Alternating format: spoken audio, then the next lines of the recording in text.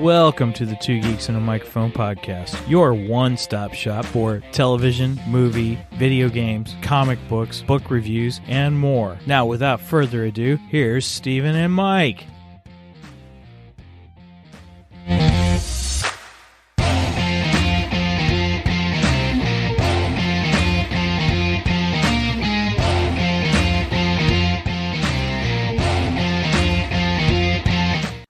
All right. Who goes first? Do you go first? Hey, wait a minute. Hello there.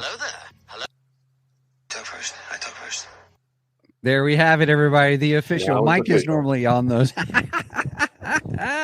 Welcome, everybody, to the Two Geeks and a Microphone show. I am your host, Mr. Steven Buster, along with the one, the only, wait a minute. That's not Mike, but that is the one, the only Mr. Brein Ramsey from the Three Geeky Dads podcast. Brian, say hey to everybody. Hey, everybody! Thanks for having me, guys. It's a pleasure to fill in for the illustrious Michael Shanks. What people don't know, Stephen, is that I am actually Michael. The mask that Michael has been wearing was his Mandalorian mask all this time. He's removed it under orders from the armorer, and this is actually what's underneath. So you were seeing Mike's true face for the first time. Right. Let's put that helmet back on. This is the way. This is the way. Hey, everybody. Brian was so gracious to come. As you know, we here at Two Geeks and Microphone love the Three Geeky Dads podcast. And thank you so much. Yeah, I would encourage you guys. Likewise. Your show is always awesome. Oh, thank you. I never miss it. I'm not always able to comment, but I may not be able to catch you guys live every Saturday morning, but I always listen to the replay. Oh, cool. Well, thank you. That's so gracious. So, hey, everybody, if you want to check out their website, it's 3gdpodcast.com. Please check them out. From there, you can get more information about them, their show, the links to whatever favorite podcaster catcher you want or have. It's all there. Like to say, smash one of those shiny buttons so you'll never miss an upcoming episode. Yep. Hey, Mark's joined us. Mark is in the Facebook chat. Mark, hey, how are you? He says, this is the way, having Brian on the show. Hey, buddy. Mark, we were just talking about the show. The reason we were just a few minutes late is because I watched the menu this last week, and I was telling him how I was so interested in how shall I say? I was interested in the film, thinking it was a drama, but the horror elements threw me off, and I'm like, this is really good. Yeah, kind of a thing. Yeah, that one's full of surprises. Yep. Mm-hmm. So, all right, everybody. Well, hey, we actually are going to be talking about the Mandalorian, and I am pretty excited about it because it is the finale. I know Mike wanted to be here with us, but I know that he is busy having a great time doing his first big camping trip with his new camper. And the R-Pod, right. If you have not seen his pictures on Facebook and stuff, you should. They've worked really hard. And so I'm excited for him and looking forward to all the stories. Anyway, so let's do this. Everyone, we're just going to jump right into it because there is so much that happened, so much to talk about, and I'm very excited about having this discussion. Brian, again, I'm just saying for everybody, thank you so much for hanging out with us and thank you for thinking of me. I always did the Ant-Man thing. Thank you for thinking of me. You're right. So here's the dealio. So everybody, normally what we do is we kind of give our overall review with no spoilers, just talk about it briefly. We give it a rating scale. Mm-hmm. And we do a little bit of kind of something out of 10. How do we feel about it? Then we move into our spoilerific territory. We'll go into more details on things. So I will say this, once we hit that point, we'll give you a fair warning if you have not yet seen the finale, but I'll be open with you. For those who are big Mandalorian fans, I would be surprised if you have not already watched the finale.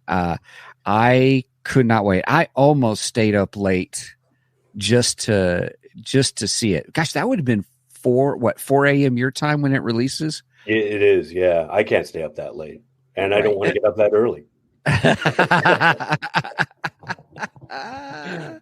Oh gosh. 1 a.m. Eastern is about my cutoff. Okay. All right. See, everybody, just so you know, Brian is at Eastern Standard Time. His personal address is excuse me, hang on a second. I'm Mountain Standard Time. I'm up in Montana, so we're just having a blast and just reconnecting this morning. And I tell you what, we usually get on. Brian was gracious, everybody, to get on an hour earlier before the show, because that's normally when Mike and we talk through stuff. I think we spent maybe of that hour, maybe a minute talking about getting ready for the show. That was about it. Did. I was looking at the time on my computer and I was like, wow, are we going to start talking about how we're going to go through this? But we were having too much fun. That's right. So we're going to have a great time today. So strap in and you're right. So here we go. Now, hey, Brian, in your opinion, what should we use for our rating scale? Well, what have you guys, I mean, there have been 8 episodes this season. What have you used as a rating scale? Have you used Darksabers? I'm sure you must have used Darksabers. I think we used Darksabers for season 1, but I don't think we used it for this season. What else? What are that was pertinent to this final episode? Praetorian Guards? Oh, let's do it. Let's do Praetorian Guards. We'll do Praetorian Guards. Yeah, I don't know if we did that for the last episode or not. I was like, you must have Mark, Lizzo's. Sorry, Mark. Mark said Lizzo's. Sorry, we this is not that episode. And even if it was, I don't think you would be using her as a rating scale. Right. Yeah, I think we spent a lot of time talking about how that was the first episode of any show or movie that I felt like, you know how people say, oh, it took me so out of the show or out of the movie or out of the episode. I never really experienced that, thinking, nah, that's crazy. But when I watched this episode, I was like, I'm not in Star Wars anymore, or I'm not, it did take me out. It was really interesting. It did. And it was an episode that was stuffed with cameos. I mean, I think it would have been fine if you just had Christopher Lloyd. That wouldn't have taken me too much out of it, because Christopher Lloyd has pretty much run the gamut. I think Star Wars is the last playground he hasn't been in. He's already done Star Trek.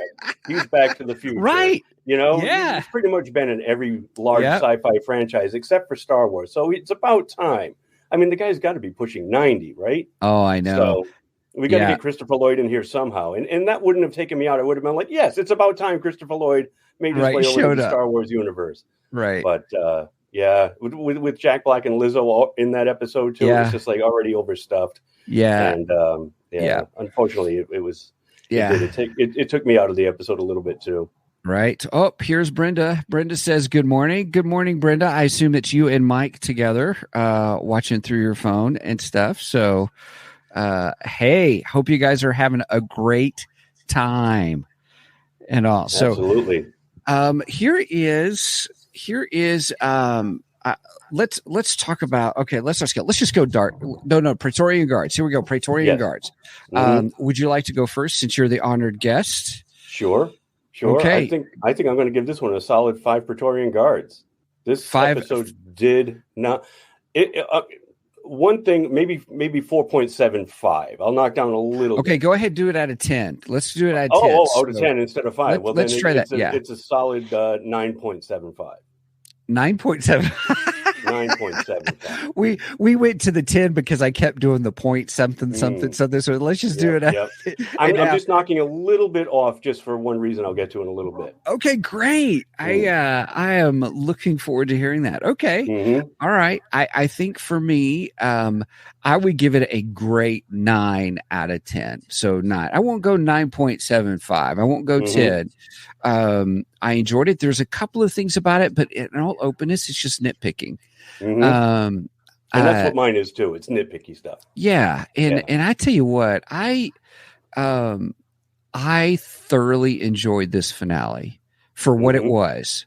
I really enjoyed it. The introduction to a couple of things that we'll get into. That's spoilerific territory, everybody. I thought the flow was fine. I will say there was some, if everybody you watched the last one, which the last episode was entitled Spies. Right. I thought it was plural. And I was really curious what would happen out of this one. And I really, I don't know if I really got an answer or not. That was my nitpicky thing too. There was no resolution okay. to who was the other spy, if there was another spy. Yes. This had gone on for an entire week. Every podcast that I listened to. Yeah. And, that breaks down the Mandalorian. Everybody was talking about who's the other spy. And there was a lot of speculation that it was the Armor. There was a lot of speculation that it was Axe Wolf or Wolf Axe, whatever his name is. Right. That flew off as well. Because, and this is what I was thinking too, before I had even heard the other podcasts and seen the other stuff on YouTube. The Armor used Bo-Katan to get all the clans together in one spot. And then she conveniently took off just as Moff Gideon was about to attack. And I'm like, well, that's it. She's out of here. And she set up the pieces to fall. And she's got to be the other spy. And then it turned out she wasn't. I know. Was that your theory? That was my theory. I'm like, and the main reason, because they showed a scene of her in last week's episode taking off in the ship with the injured Mandalorians and alerting the fleet that she was on her way. Yeah. And it's like, why show that? And I'm waiting for something to happen that never happened. I'm like, well, it's going to happen this week then, and it didn't. And it didn't. They totally threw that red herring out there. Right. Yeah. That's what knocked it down. Maybe it's just because we had built that up in our headcanon and our minds that this. And everybody was talking about it. Everybody was talking about it for a week, and it didn't, resolve. And right. Yeah. So that was my only nitpick, and I think it sounded like it was yours too. I apologize for dominating. No. It's totally fine, because I'm glad you shared your thoughts on that, because I was just like, well, am I making too much of it? But what you just stated, I think was right, was everybody was talking about it. Everybody was talking about who it could be or who it was, and then making their predictions for this episode. And I'm like, did they edit last minute to take out whatever that to throw everybody off or something? Kind of a thing. Possible. It's possible. Oh, goodness. So, yeah. So, just to finish off the overall section here, I would say that, and I want to get your final thoughts overall here too, do I think it was a worthy season finale? Because that's what everyone, was it really, was it, really what we expected, and was it good to have? Because, I've watched some series and I'm like, that's what you're giving me for the finale. Yeah. This for me was a good season finale. So much so that I was like, there was a lot of stuff in this season that really, compared to the season finale, the finale makes me think that everything else was just filler to get to here. Yeah. To these last two episodes, 7 and 8. Because I enjoyed it. I enjoyed it that much. Yeah. How about for you? I enjoyed the season as a whole. Okay. It did seem to be a little rudderless, where they didn't seem to have a clear direction, almost up until episode 6, which was that when Gideon came back, or they found the ship that they found the ship at the end. Yeah. Yes, so it's like, all right, so they're bringing, and then it's like, okay, so that's where they're going, but they've only got 3 episodes left to tell this story. Right. It's like before then.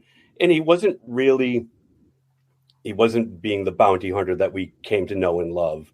He wasn't doing the stuff that we love to see Din Djarin do. It became Bo-Katan's story. When at the very beginning, Bo-Katan didn't want anything to do with anything except sit in her castle and sulk. Yeah. They had run off. She didn't have the Darksaber. She didn't have the her Death Watch Owl crew anymore. They had taken off, right? And then all of a sudden, it seemed like she was the focus of the show. An episode or 2 later, it's like, well, this season is where is it going? Yeah. Where is it going? And it seemed like at the very end they tied it together. And granted, they tied it together very well. But yeah, six episodes. And granted, it was good. I did enjoy the season overall, but it did seem a little rudderless as compared to the other seasons that had come before.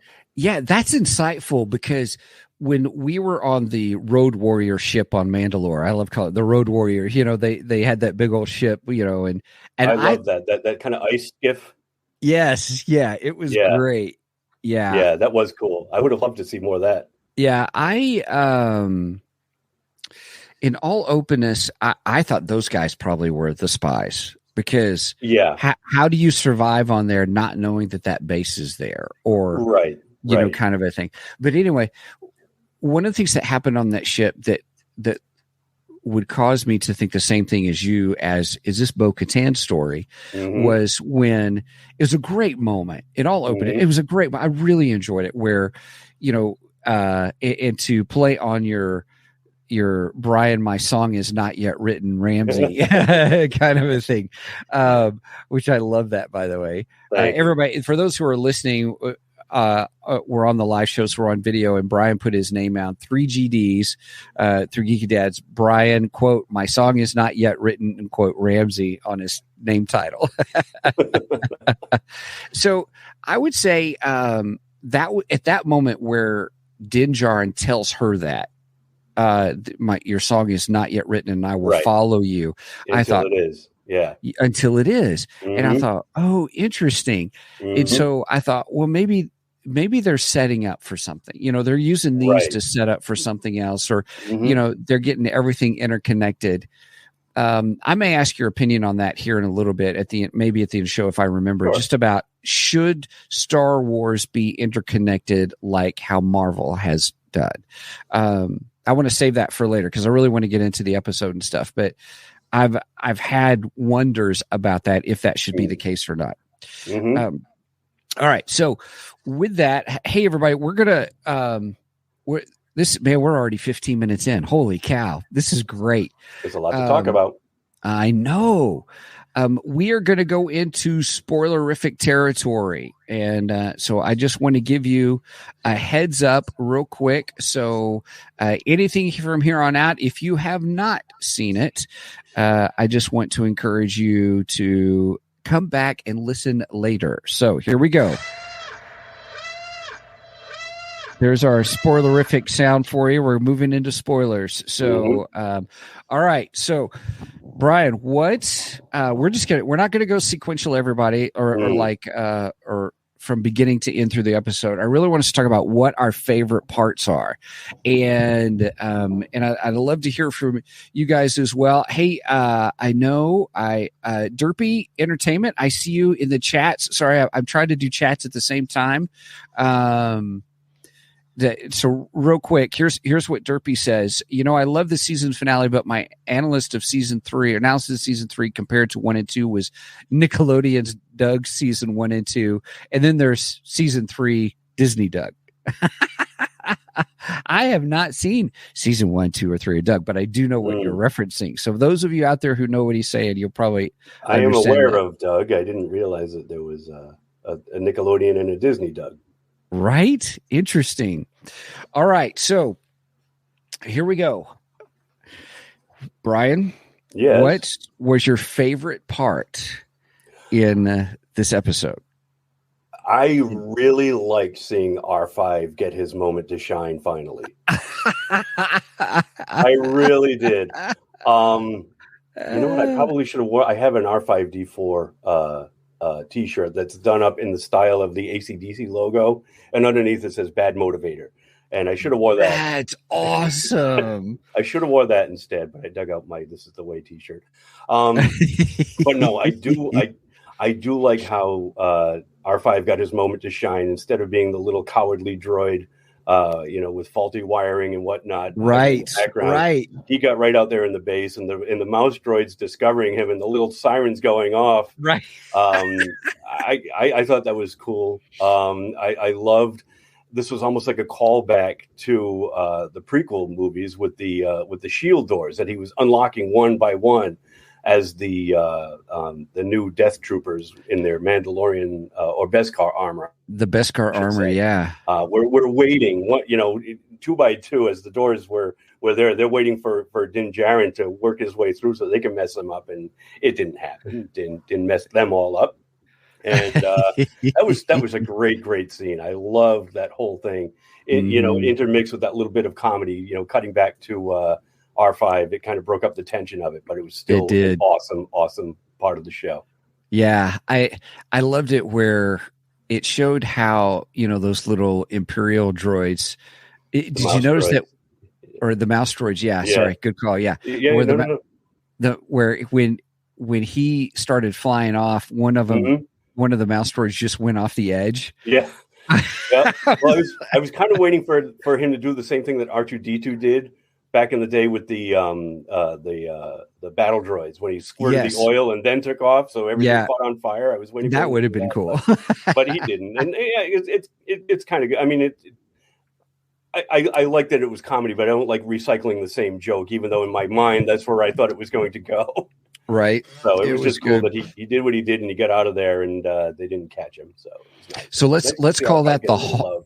Yeah, let's call that Din Djarin scene the hallway scene, for lack of a better term. Perfect. I absolutely adored that scene because it was almost like I'm always a sucker for a good hallway fight, a la Daredevil. Right. I know that's exactly where it comes from. It's right there and stuff. So yeah. So we've got some people who are coming in. Here we go. Hey, Mike and Megan. Welcome. Hey guys, can you hear us? We can hear you. We can. Awesome. Very cool. Hey Brian, I just wanted to pop in and say hi and hi, Mike. For filling in and all that good How's stuff. the camper? How's that R-Pod treating you in a campground far, far away? It was great last night, but today we're working out some bugs. We're struggling today, so it's the first trip. We got to figure out all the bugs and stuff. Yeah, we're having an electrical problem right now. So, that's funny. All right, real quick, Mike. What was your score for this episode? So, what did we pick for a scale? Praetorian Guards. Cool. I would give this an 8 out of 10. I really enjoyed this episode. We got a lot of good action in here. Tied up all the loose ends pretty much. Nice resolution, at the end of the season. It was a little confusing because I'm like, it almost felt like they could actually end the series here. I was going to get to that too, Mike. Okay. Yeah. It almost felt like a series finale as well. Yeah, it almost did. I'm hoping I'm wrong, and I'm hoping it's not. I've heard that there's going to be a 4th season, but I've heard always changing their minds. John Favreau has said he's got season 4 written, so that's what I heard too. And they did say that the movie that Dave Filoni is going to be in charge of will tie into all 3 series. Mandalorian, Ahsoka, and Andor. Not Andor. No, Andor's going to wrap up with. Yeah, because Andor is different. Yep. I forget, but and Boba Fett. That's right, Book of Boba Fett. So it's going to tie into all 3 of those series. So I don't think it's a series finale, but if they decided they wanted to, it would actually work. So, but I enjoyed the action. I thought the story was good. I liked how they tied up a lot of stuff. I'm kind of glad to see the end of the Darksaber. I thought it was a fitting end because I felt they wrote themselves into a corner with the Darksaber. And I said, yeah, this is a good place to just get rid of it. So, yep, agreed. Excellent resolutions. So what was you guys' thoughts? Go ahead, Brian. I'm still mourning the loss of the Darksaber. Really? I love the Darksaber. It's tough to mourn something that they really didn't use other than as a symbol. It didn't get enough screen time in action, in this episode, but then it was destroyed by Gideon. But as far as what my thoughts were, Stephen and I just went over this. I gave it a 9.75 out of 10. Wow. Yeah, I really enjoyed this episode, and my only nitpick was that we didn't find out who the other spies were. Right. There was no resolution to that. Right. Because there was a lot of speculation over this past week of who was the other spy, because the title was pluralized, so everybody went nuts. So, Brian, who was your thought on who the other spy? I thought it was the armorer. I really thought it was going to be the armorer, and I said this when I watched it with my wife before I heard, and I told Steven this before I heard every other podcast and YouTuber saying yes, exactly, the horns and everything. I'm like, I heard you say that. I'm like, it's all tying in.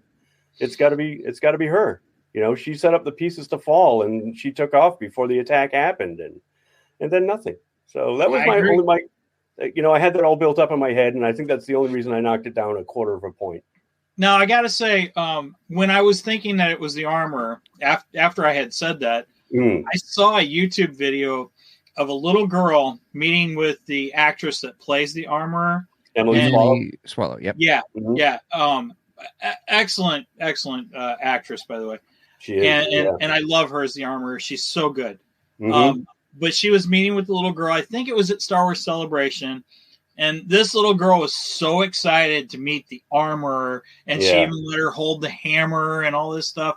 And I looked at Brenda and I go, oh my gosh, that little girl is going to be crushed if the armorer turns out to be the bad guy. Very true. Know? And I was like, oh, I kind of feel sorry for, all these little kids who are fans of the armorer, and then the armorer goes rogue. Yeah. So in that sense, I'm kind of glad I was wrong. Right. But from a story standpoint, I think it could have been interesting. Mm-hmm. No, it's true. It's true. All right. Well, I'll let you guys get back to it. Thanks for popping in. Yeah, absolutely, no, Mike. Good seeing you. And thanks for filling in for me, Brian. Appreciate it. Thank you guys for thinking of me. I appreciate it. Oh, yeah. We love you guys. Hey, Megan. Love the rest of the guys over at Three Geeky Dads, too. And all Tito. Right, I'll pass on the love. And Tito. Yeah. All right. All right. Thanks. Thanks, guys. Enjoy the camper. We will. Thank you. Oh, gosh. That's awesome. Good seeing him. So, the armor, the whole aspect of the armorer, that's interesting. You talked about the YouTube video of the little girl and maybe that's what it is. Maybe that's what spurred on what we said, the last minute editing to take that part out. Let's get rid of that whole thing, and we'll just have her, lead the attack with Bo-Katan instead. Well, all right. It's Since all we're in talking the about editing. It's all in the editing. What did you say earlier? I'll fix it in post. That's funny things about live. We don't get to fix it in post. Yeah, it's true. Yeah, that's right. I didn't think of that. That's what makes them more daring and exciting. Mm-hmm. So let me ask you this about the Darksaber real quick. Since we talked about it and brought it up and stuff, here are my thoughts about the Darksaber, because I really wanted to see the Darksaber in an incredible battle. Does that make sense? You're right. That we didn't get enough screen time with it to see its capabilities, what we really could do with it. Mm-hmm. And yes, it was a symbol, and it is a symbol, but I really wanted to see it used as, what it is. Yeah. And so when he crushed it, it just crushed my heart. Along with Bo-Katan's fingers. Right. Right. Now,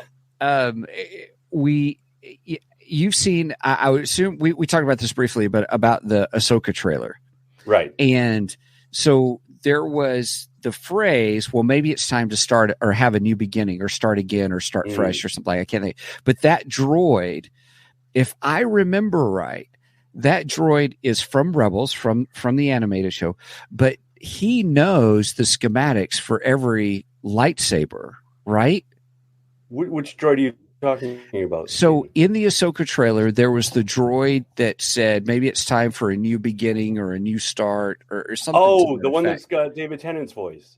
The one that's got David Tennant's voice. Yes. Okay. Yes. All right. I'm following you now. If I remember right, he knows the schematics for every single lightsaber.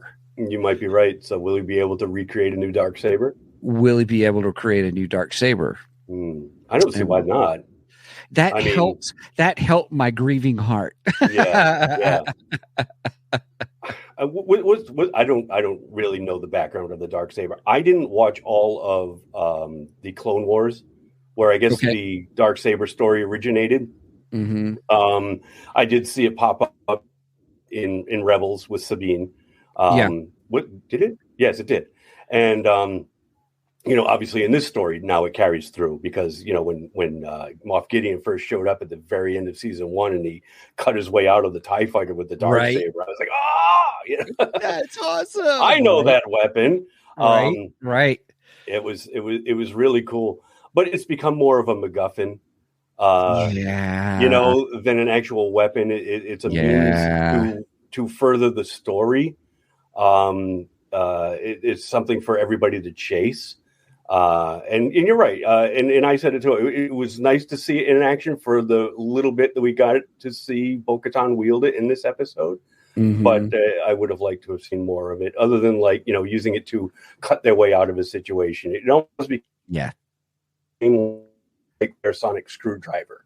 That's how they get out of tight spots. It's like we're going to blast our way out of it until we can't, and then we're just going to use the Darksaber, which will cut a hole, and we can get or use it to defeat whatever we're fighting. And it just seemed like that to me.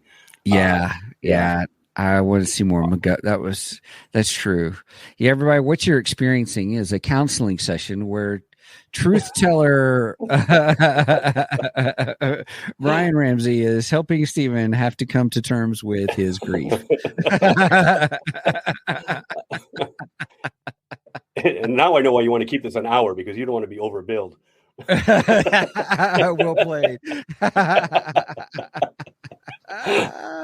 Oh gosh. Now so let's go back to the hallway scene, which is really my favorite scene in the Daredevil series. And it harkens back to obviously Darth Vader's scene at the end of Rogue One. That hallway scene where he's fighting his way through the rebels. Through the rebels to get to the plans, and then obviously that was mirrored by Luke at the end of season, was it 2? The rescue when he was season 2 of the Mandalorian. The rescue when he grabbed Yoda and took him with him to be trained. Right, he had to fight his way through the that version of the Dark Troopers, which was just awesome. Which is just incredible. Yeah. So even Star Wars has had its fair share of cool hallway fights. So with this hallway fight, what did you think about the whole Beskar Stormtrooper, Beskar new Death Star troopers with the Beskar? I absolutely loved it. I did too. And as soon as they popped up on screen last week, my wife looked at me and said, "No," and because she knew what I was going to say. No. Let me finish. She didn't have an opinion either way as to what they look like. She said no because as soon as I saw them, I went, "Oh!" And she said no because she knew I want that helmet. To my collection. I already have a Mandalorian helmet. I have Din Djarin's helmet, and I have Boba Fett's helmet. And I have 4 different Stormtrooper helmets, so this one will tie them all in nicely. And as soon as I saw it, I went, "Oh!" And she said, "No," because she knows I have a problem. Oh gosh, everyone, if you want to go ahead and contribute to the Three Geeky Dads divorce fund for Brian, I'm just kidding. I promise our Ko-fi page does not go to support my helmet problem. Right. That's what we are now doing, a special fundraiser for the Dark Trooper helmets so that we can save Brian's marriage. That's right. If it's not toys, it's microphones. Right.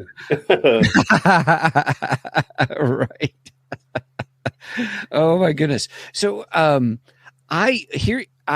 love the whole Dark Troopers. I love when I saw them, it threw me back to playing the Star Wars Dark Forces game.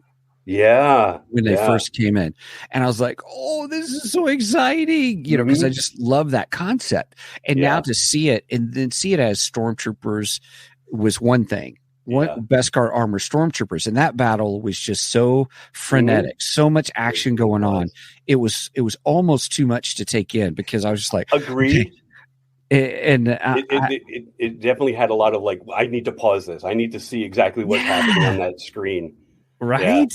Yeah. I wanted This to is take the it all opposite of the in. Steven skip. We had to do the Steven slow down, Steven slow mo, so we could take it all in. That's right. Everybody, you heard it first. Brian brought it up. It gets credit for it. The Steven slowdown. You either get the Steven skip or you get the Steven slowdown. That's right. I didn't skip anything in this. Zero. Yeah, you couldn't. It was one of the longer episodes this season, but it felt like it was only 15 minutes long. It really did. It really did. It really did. So with that hallway scene, I love the fact that it is almost like level, then boss level in a video game. Yes. You know, Yes. I loved it because he had to get creative with how he had to fight each one. And then it was almost like the weapon he used at each level upgraded. It was the knife fight, you know, then it was the, I don't know what you call those. The flamethrower. It was the flamethrower. Oh yeah, that's right. Yep. The flamethrower. Yeah. Then it was and they used the flamethrower on him too. And I want to know, obviously Beskar doesn't burn, but neither did his cape. And I'm thinking like the cape has to be some kind of flame retardant stuff anyway, because he's always got the jetpack on his back. And you never see the cape go up in flames. Because that would just no capes. Right. But he got hit a couple of times with the flamethrower himself. He and sure his cape didn't even smoke. Right. Must be. Hey, that's a good detail. I didn't think about that. Yeah. Huh. Boy, that would have been cool if it caught on fire or not fire, but you could see it burn. Threw it at one of the guys to blind him. That would have been right. Ooh. That would have been neat. Right. Where were you in the writing room, man? They've got my number. No, I I wish. Right. Oh gosh. I would. What was the next thing? Then it was those spears or what I don't know what to call those. All of a sudden, you know, they have the. Oh, it's the same thing like those droids had in the very beginning of Revenge of the Sith, the canes and stuff. You know, the vibration canes or something like that. I can't remember what they're called. Then he finally got a blaster. I loved how when he was doing a knife fight with one, he threw his knife in the guy and the guy fell over, but he went to get it. He was like, "Oh, it lost it. Okay. It's gone. I don't have anything for the next fight either." It was almost like that way every single one. So And then it became the big boss fight with Gideon. Yeah. So what are your thoughts about here comes Gideon, here he is in the full armor. Trooper armor. I loved how he said the best thing about it is because I'm in it. I mean, that was in episode 7, but I kind of cracked up with that kind of a thing. Right. How do you like when he showed up and he was whining about his clones being destroyed.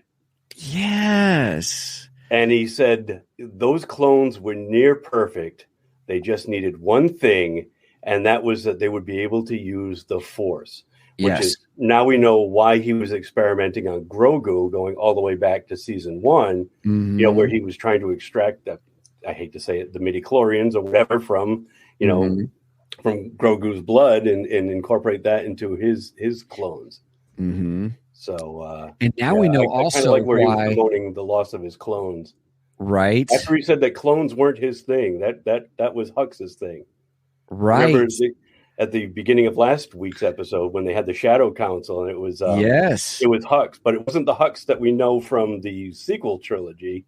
It was Hux's father, which was played by Domhnall Gleeson's brother.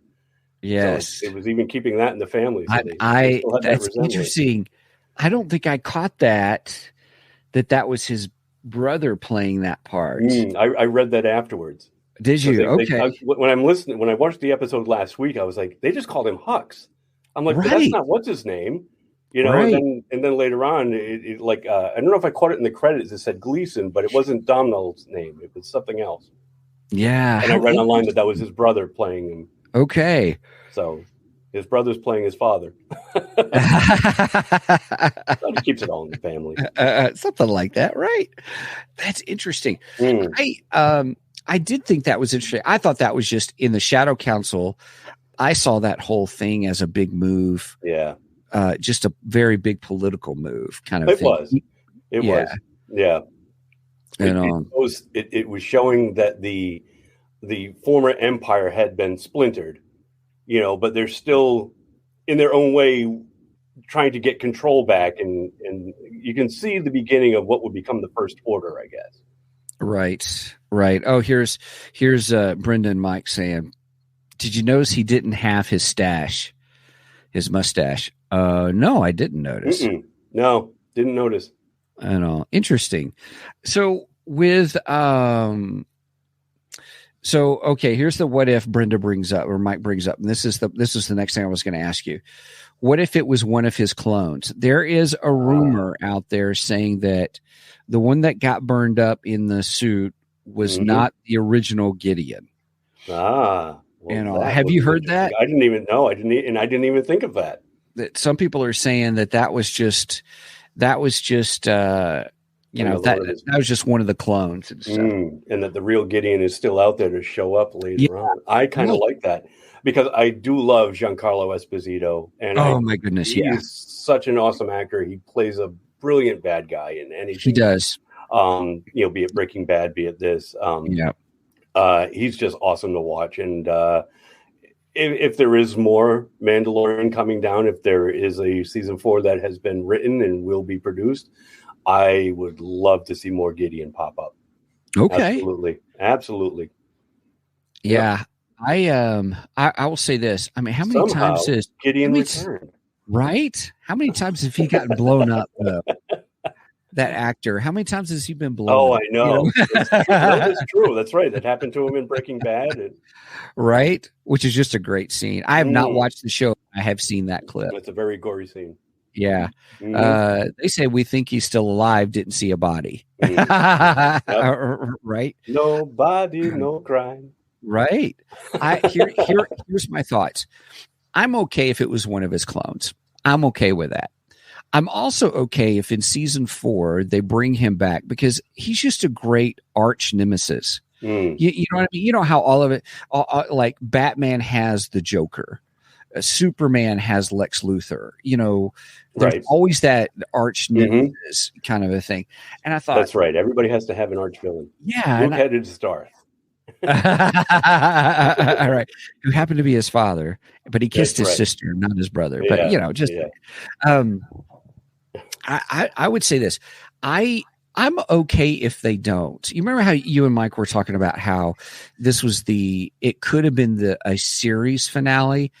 I don't think so. Have that feel to it. Yeah. What I do think it is the Dave Filoni, Jon Favreau series finale for them, because they have all these other projects going on. But if you notice, there were other directors this year. I mean, they always have had that.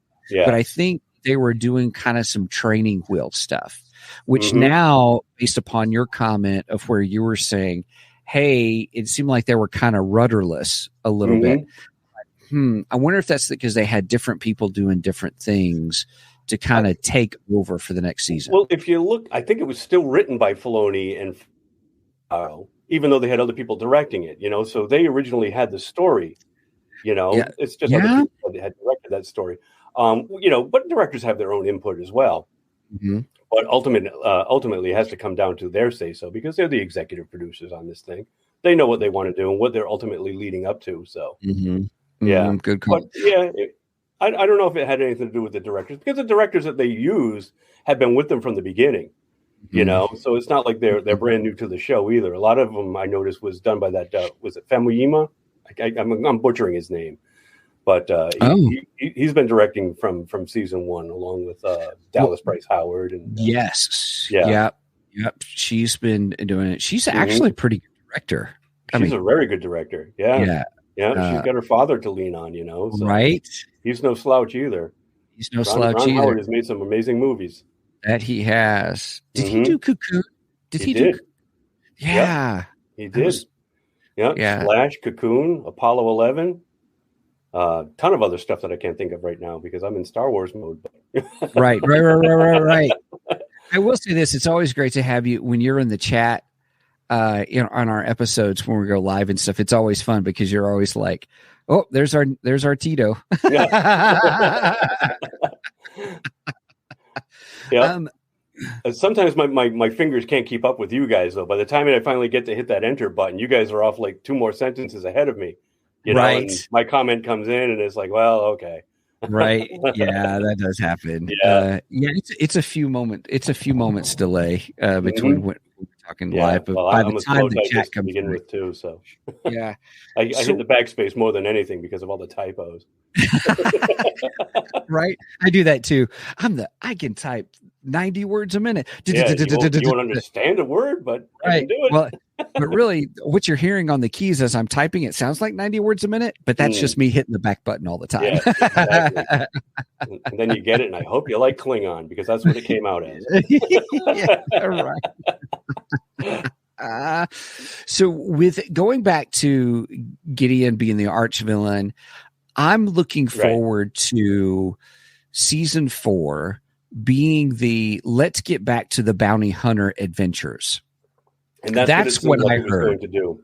Yeah. Because they made Grogu his apprentice, and they said, now you've got to take him and train him, you know, and he told Grief Karga at the end when Grief gave him the little, you know, cottage to retire to, you know, which was nice.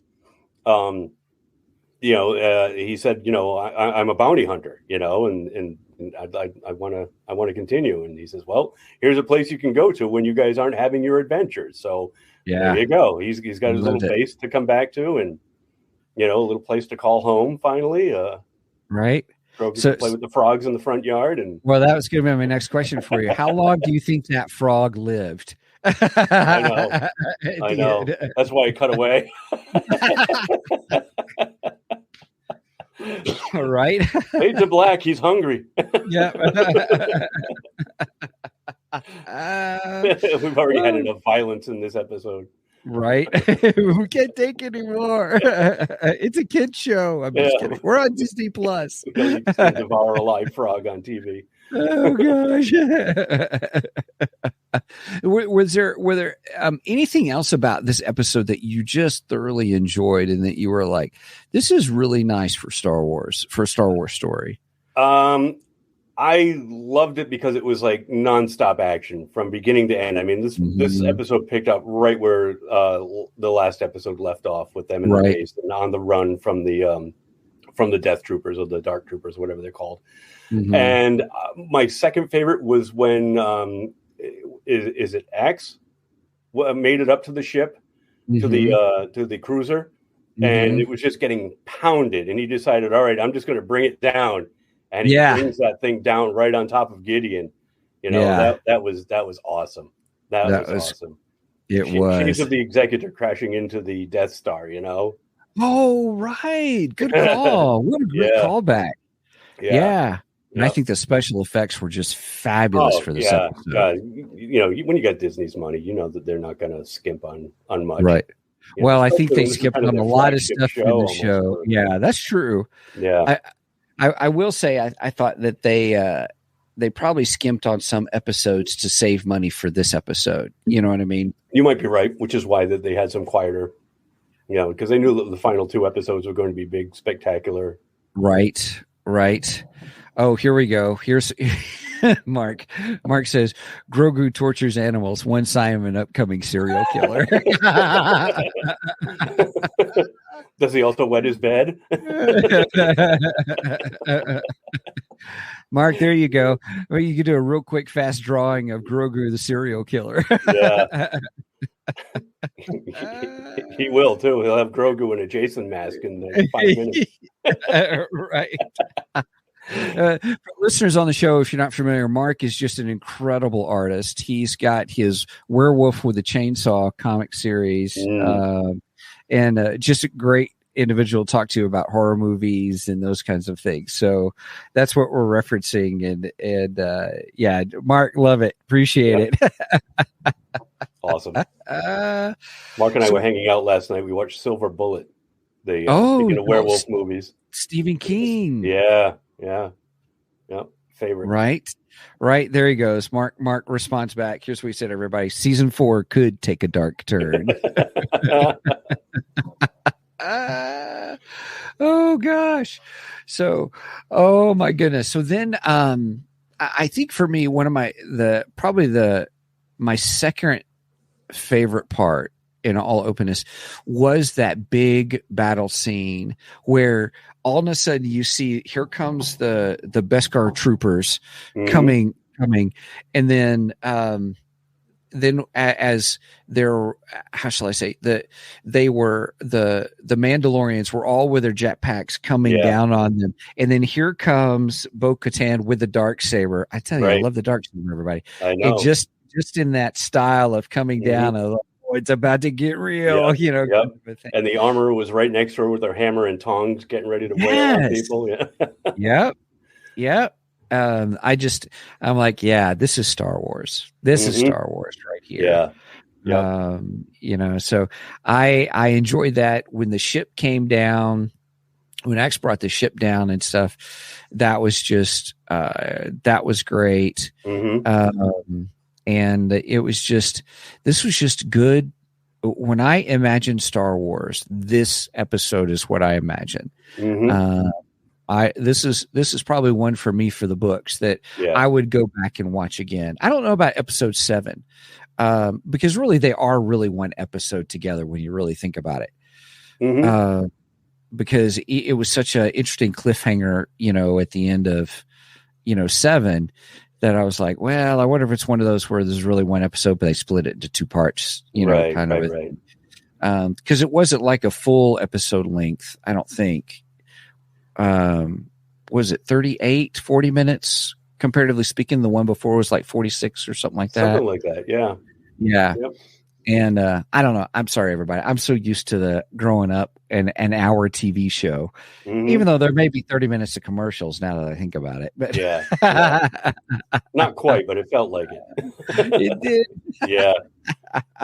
Get on with it. Right. Oh, thank goodness for DVR today. Truly. So,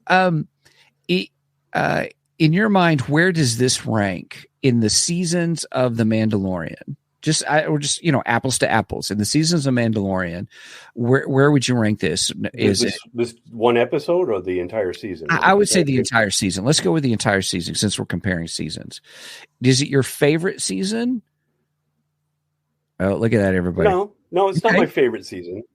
My favorite season, I have to say, would probably be the first one. I loved the getting to know Din Djarin and getting to see him actually do some bounty hunting and kicking some butt, and learning to deal with a child, and having to take care of something which is something he had never done before. He went from this, kind of lone gunman a la Clint Eastwood, right? And now it's turned into Lone Wolf and Cub. A great analogy. It has. It's like those old Japanese movies, Lone Wolf and Cub, where you've got the samurai and he's got the young boy that he's got to look after and train and keep him safe, but also it was just a nice intro to the character, and I kind of miss that. I kind of miss it going back to its roots, which is where I hope that they lead to, because it's almost like what they alluded to at the end of this one. That he's going to be the bounty hunter again, that he's going to make his way through the galaxy now with Grogu, and he's going to train him in what he knows best.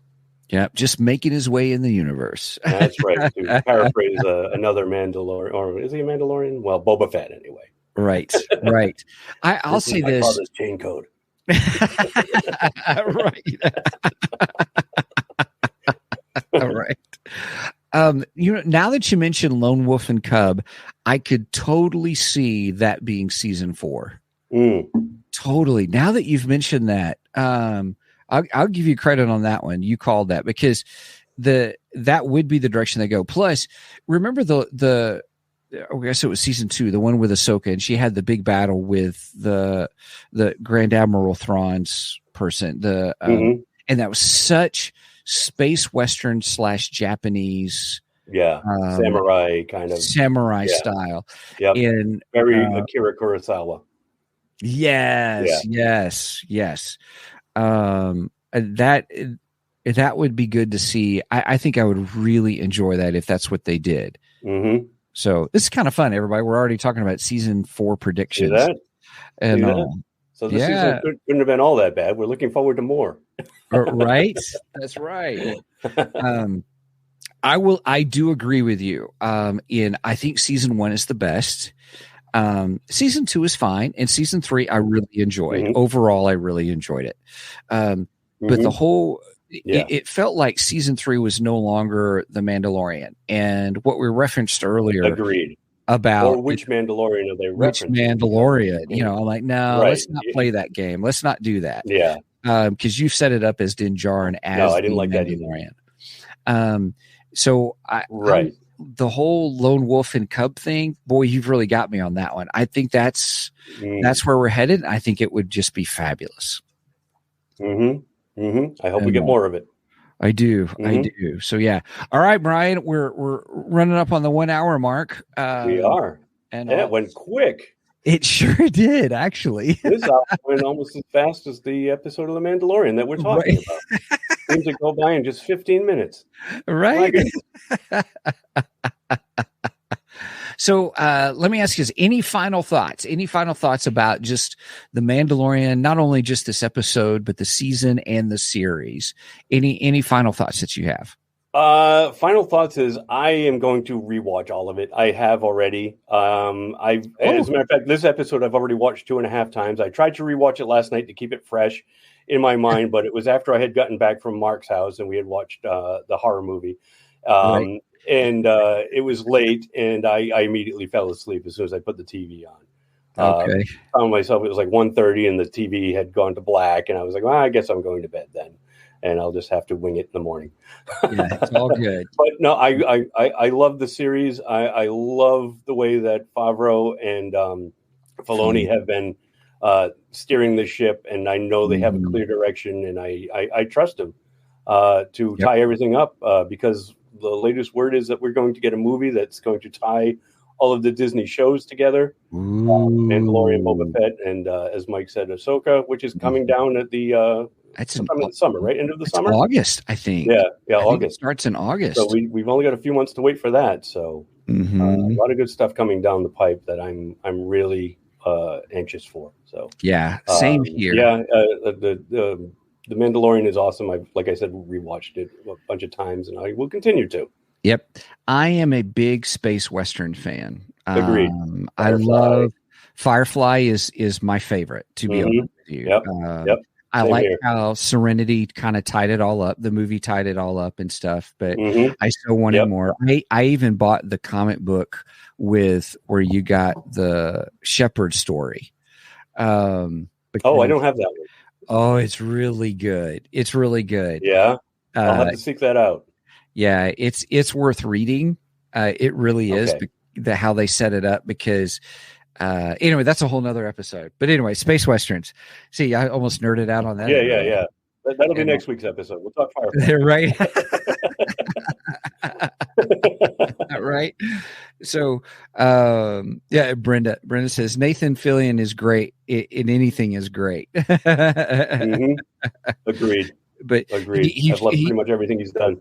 Yeah. Same here. Of course, I haven't seen Santa Clara Diet though with him in it, but I hear that's hysterical. It's good. Yeah, he and Alan Tudyk are both in it. Santa Clarita Diet. Oh, I didn't realize that. I think they play the same character because I think Nathan Fillion wasn't available for the second season or something, so Alan Tudyk became Nathan Fillion's character. Oh, for what it was. You haven't seen it? I'm not going to spoil it. I have not seen it. I have not seen it. You have not seen it. Yeah, well, I'm not going to spoil it for you because it's not all of Nathan Fillion that's in it. So it was easy to replace him. Okay, this should be interesting. Okay. Yeah. That's a fun series. Okay. I wish that one hadn't gotten canceled, but yeah. Yeah. Oh, okay. It ended on a cliffhanger. Oh, so just warning you. But what you do have is fantastic. I do recommend it still. Right on. So with Nathan Fillion, just that space Western Firefly is just my favorite, all-time favorite. I've watched them dozens of times just because I just enjoy them so much. So then Star Wars, when Din Djarin came into play and they had that opening sequence, it was, as you said, a Clint Eastwood moment of, it really was. The Man from Nowhere series. Well. Yeah.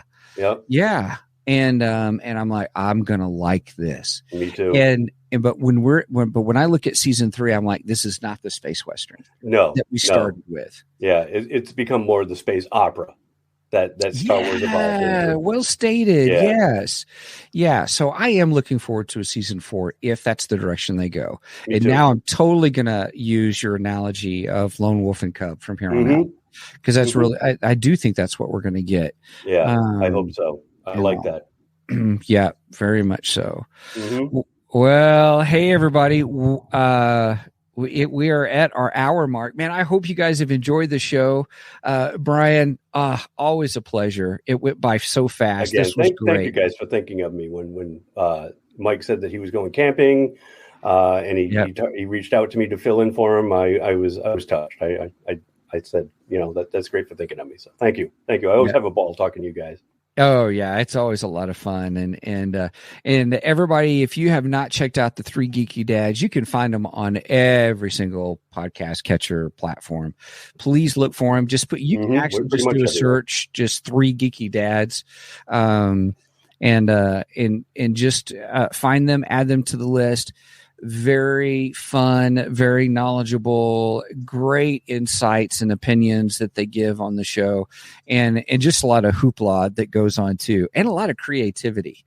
I have to say that there's a lot of that goes on with that. So anyway, please listen to them. They're fabulous, and they're just I don't know. I just call us podcast brothers, in Absolutely. This year. So it's just been great to meet you guys. But it's been a fun ride. Yeah. It's been a fun ride. Meeting you guys along the way. It's awesome. Yeah. It's been great. So, all right, everybody. Thank you for the kind words, Stephen. Oh yeah, absolutely. My pleasure. Let me do this. What am I supposed to do? Everybody, we have this rhythm that we do the shows, and now I'm off kilter because I've just had such a good time. I haven't been processing. Okay, what's next? What are we supposed to do? Everybody, if you would please go check out our support page, which is at Ko-fi.com, ko-fi.com/2geeks. There, you can help support us. All the money that we get just helps to pay for the streaming service, the podcast hosting, and all those kinds of things. We do make jokes about Mike's Lamborghini, but now we can make jokes about Mike's camper. If you want to get a hold of us, please, you can email us at show@2geeksmike.com. And our website is still up at the moment, 2geeksmike.com. We are getting ready to revamp that. And so be on the lookout for that as well. It's coming soon. Kind of looking forward to that. And we got all kinds of neat things happening. Now, if you are interested in doing your own podcast, everybody, I would encourage you to go to www.podbean.com/communicate. There you will find a link to the service that we use and we love is podbean.com. It made it so easy for us to get on all the major platforms. They walk you through it. They help you do that as part of their plan. It is only, if you pay for a year at a time, it's only like $9 a month is all it is. So it's like $108 for the year. And that's unlimited podcasts. A lot of other podcast services out there will charge you by the hour, kind of thing of how much you produce. But with Podbean, they don't do that. And so if you want to check them out and think about doing a podcast on your own, I encourage you to do so because it's a lot of fun and you meet all kinds of people all over the world. And so, would New England area be part a new world? I think so, actually. Up here, we like to think of it as a strange new world. Yeah, right. Everybody, we've had some great guests on the show. Brian, you are among them. So thanks for joining us. so much. And everybody, hey, join in. We've got some fun things coming ahead. Mike and I do. We've got some comic books we're going to be talking about. Very excited about. If you're John Wick fans, we are going to actually go into Keanu Reeves' book. His comic book, Berserker, and is coming up soon. We're working on that. We're working on some other things as well. So I'm pretty excited about what's on our plate coming up. So please continue listening. And if you have any questions, again, just drop us a line at show@twogeeksmike.com. All right. Well, Brian, there we have it. There we are. A great, successful show. Thank you so much for being a part of it. Thank you, guys. Appreciate you guys having me on. Absolutely. A lot of fun. Well, everybody, Mike normally does the outro or, kind of a thing. And so I'm not normally used to doing this or what the last video is. So we'll see if we can do that. But all I got to say about that is thank you so much for joining us. And this is the way. This is the way.